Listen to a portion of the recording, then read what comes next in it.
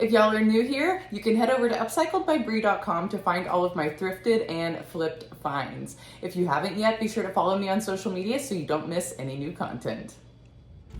For this DIY, it's gonna be super easy and quick, but it is gonna be so cute. I got this little dustpan at an estate clean out. I love these dustpans, always pick them up when I see them, but this one's missing its handle, y'all. And I was thinking to myself, what if we took a spindle and made a handle for it? So this actually sold already on my Whatnot auction. I go live on Whatnot every Thursday at noon Central Standard Time. Make sure you're following me over there if you haven't yet. And the customer who bought it said that, or who won it, I should say, said that I could go ahead and do the makeover on it. So let's get it done. I've got my jigsaw here, and let's go ahead and get this cut down to size. A little bit of sandpaper here and just blend that edge in to make it look like I didn't just saw it in half. And then I'll use a little bit of my DIY Decrepit Dust. This is the dark color. This is an aging medium. It's in a powder form. And I like to just pour a little out onto my lid, and I use my finger and just rub it into this raw wood. I don't use any wax or anything, and I just rub it into that fresh cut, and it helps it blend into the rest of that old wood beautifully. No decrepit dust with the decrepit dust. Now I have got my gap filler by Starbond, and then I like to use the accelerator as well. It really helps speed up the glue. My lid got all gummed up because I was probably being irresponsible, so I'm just going to pour this, whoops, very carefully, which is why I put down my parchment paper right around the hole. All right, now let's add in this. Do not get this stuff on your skin, y'all. Okay, we got that in. Now I'm gonna add some more. You won't be able to see this once it's hanging or upside down or whatever, so it'll be fine. Let's hit it with that accelerator.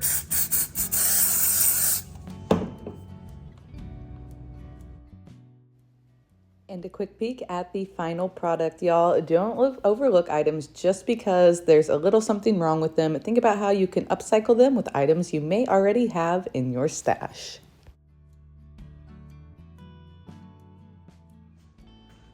For this next project, I grabbed these jingle bells. I think I grabbed these, from an estate sale clean out. So I actually got these for free. I grabbed them after my friend Jessica had her sale. Because my iPhone hates me, I lost a little bit of the footage, but what I'm doing now is just simply taking the bells, placing them in a jar, and pouring bleach over them to cover them.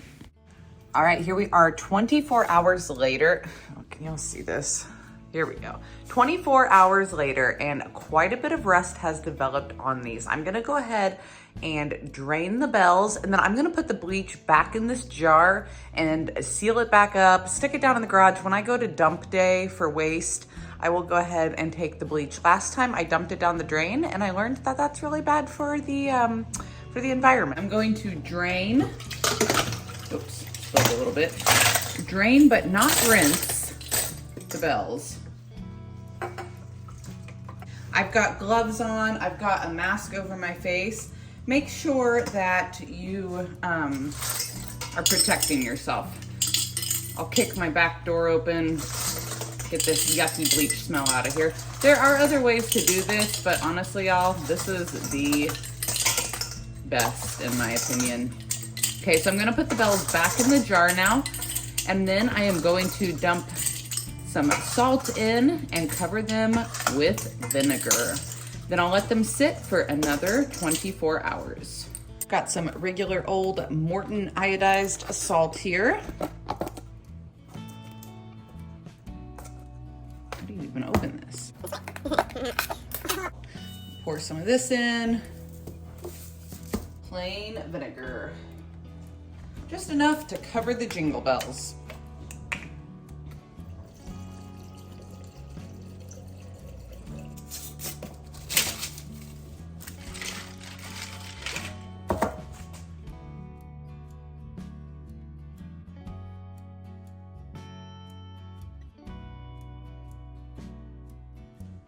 So it's been about 24 hours and you can tell there's some really good rust going on here. Again, I'm going to drain them, but not rinse them off, and then set them on this parchment paper to dry overnight. And that's when the magic's gonna really happen. Tomorrow morning, these are going to be gorgeous.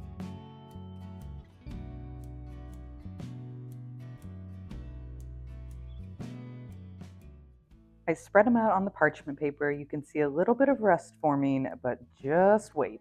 Here is a look at the jingle bells after they dried overnight. They had time to really rust up, and they are so pretty.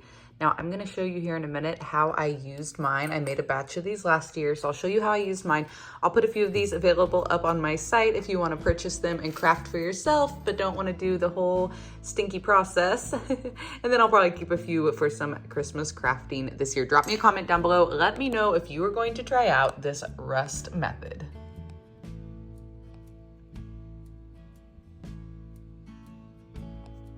I just pulled out my mantle and got it up for the holiday season. It'll stay up year round, but I hadn't put it up yet. And I am now slowly starting to decorate this weekend for Christmas. Gonna split it up over a couple days so it's not stressful or anything. I just want to relax and have a good time. I'm switching up my look a little bit this year, but my rusty, crusty jingle bell garland from last year still definitely fits into my aesthetic. So I just used my jingle bells. I tied them up on a little piece of jute string and then connected that to a thicker piece of rope and made a little garland. I love to stack and stagger my different textures here. And then I do have a pretty pine greenery garland coming from Amazon. It should be here tomorrow, and I will link that in my Christmas decorating video. Y'all know I was so excited when I found these votive holders that are shaped like trees. I love finding these old glass vintage like votive holders, turning them upside down and making them into cloche. For these trees, I had to use some red wood to cut the base. I just used my jigsaw and cut out a circle that's big enough to set the glass upon. 120 grit around the edge of this will just help smooth it out, make it look a little bit more old and not like I just cut it.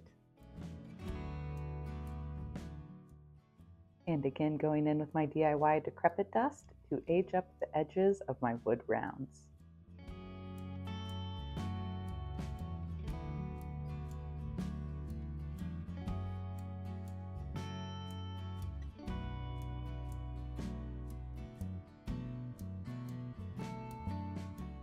I do have to say, I think this is my very favorite pair of upcycled cloche I have ever created. I stuck a little ornament and some vintage holly inside.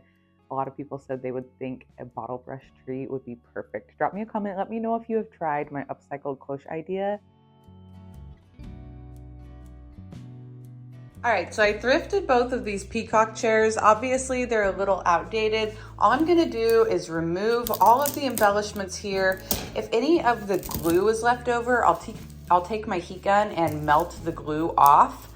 And then we're just gonna get them kind of cleaned up a little bit and freshen them up with some spray paint for a more modern look.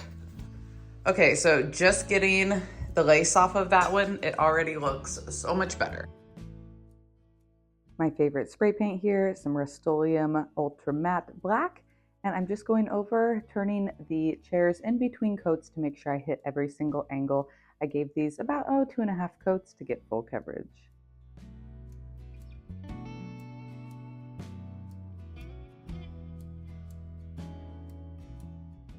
Look how absolutely adorable this Russian Santa looks inside of this boho chair. Even paired with a eucalyptus, you could totally make a boho Christmas vintage look. Drop me a comment and let me know how you would style these updated chairs, and also which one of today's projects is your favorite.